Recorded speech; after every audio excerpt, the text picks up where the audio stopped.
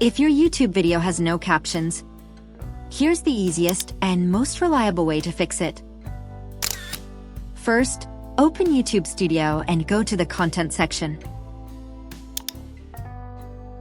Click on the video you want to add captions to. Now go to the Details tab, scroll down and click on Show More.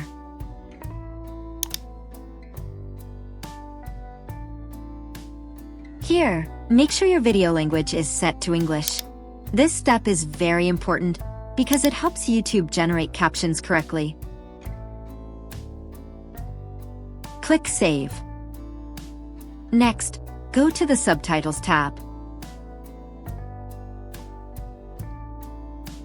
After a short while, YouTube will automatically generate captions for your video.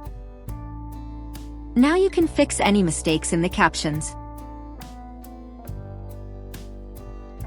When you're done, click Done. And that's it. Your captions are now enabled and ready to go. If this helped you, don't forget to like and subscribe for more simple tutorials.